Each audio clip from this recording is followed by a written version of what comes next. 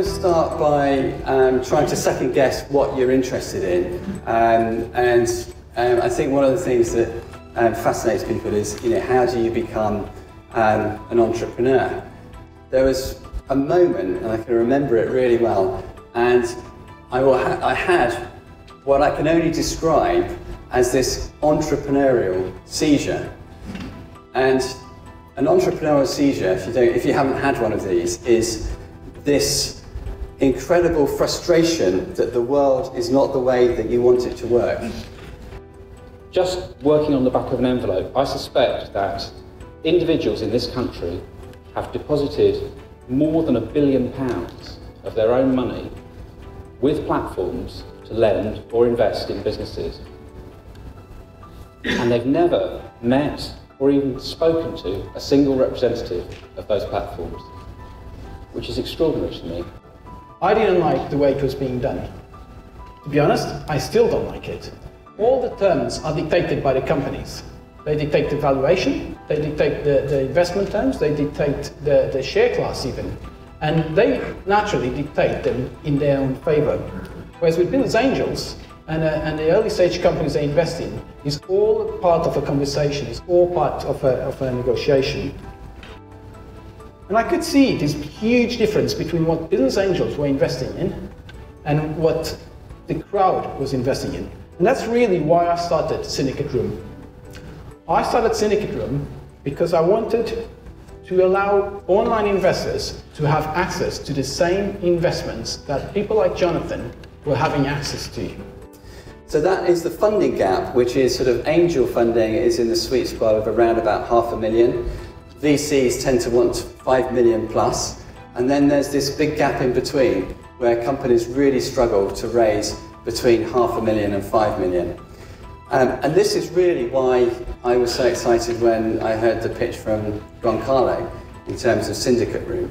Because SyndicateRoom can bring that funding to that, can bridge that funding gap and enable these technology companies to actually obviate the need for venture capital funding. We've also been great innovators in this space, even though we're one of the newest platforms. Take Vandal, for example. Currently live on SyndicateRoom's platform, and it's the first time you can use your ISA allowance to invest via an equity crowdfunding platform. We've also done the first, and so far only, crowdfunded IPO. Mill Residential, listed on AIM back in December last year, and we're very proud of it. We've also done the first equity crowdfunded Hollywood movie in the UK, Salty by Simon West, which is going to be started filming soon. And one of the things that I've tried to do is to distill this down into what is the secret of angel investing. And I'm going to give it you now. And it's 3 things, and they're in order of priority here.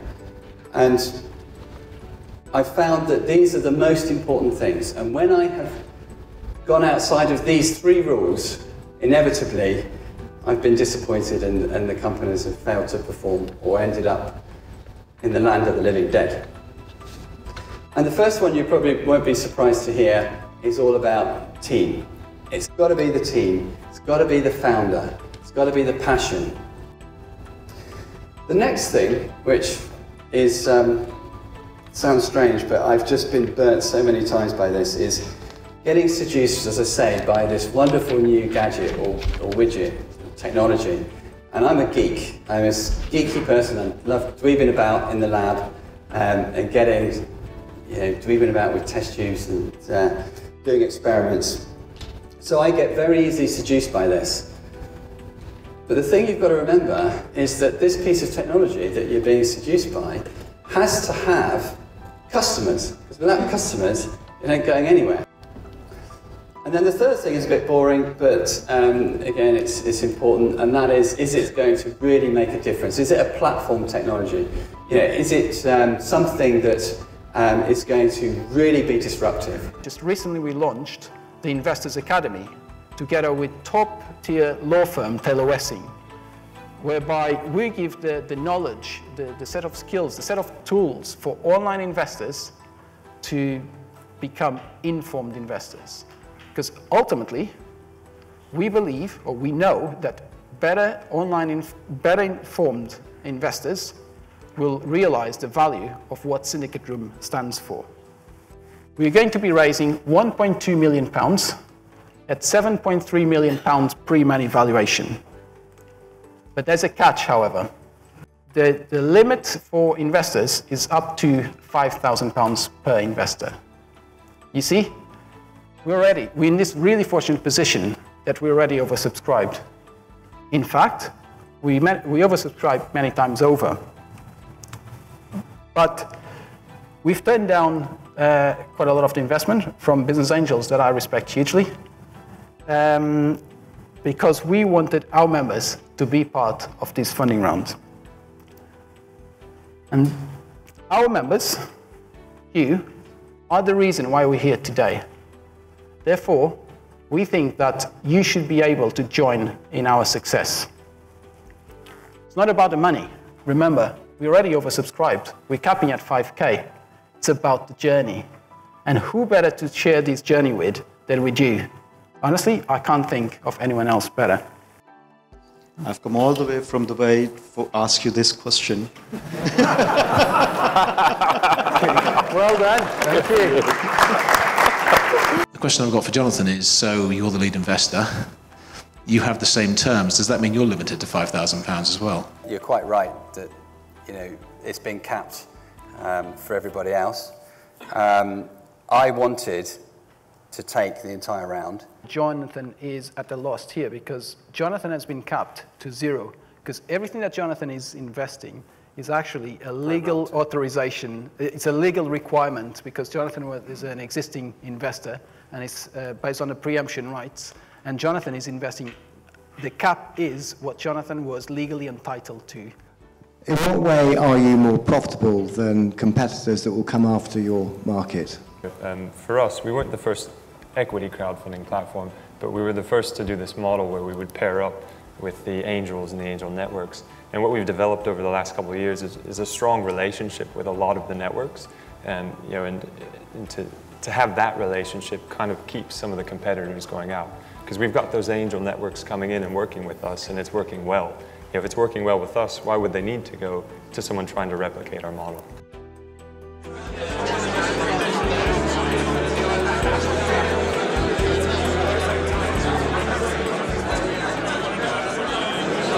I think it's going to be the way of the future for small companies to raise equity. Goncalo talks about the £500,000 to £3 million gap, and certainly that's an important one.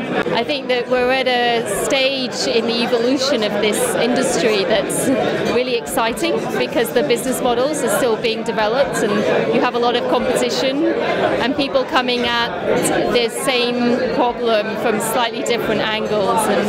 And I think that the natural course of nature, of the economics around it, you'll see the survivors and you'll see the ones that have failed. And so I think that there's a huge amount of possibility, and I'm just excited to be part of it. We were particularly interested because we're looking to build into the sophisticated high net worth marketplace, where we think that investors need to understand the risks they're taking when they invest in these early stage companies. And we're concerned that the more retail investors really don't understand the risks that are involved in these companies, where a lot of them will fail, but the ones that win should be large enough to take up those losses.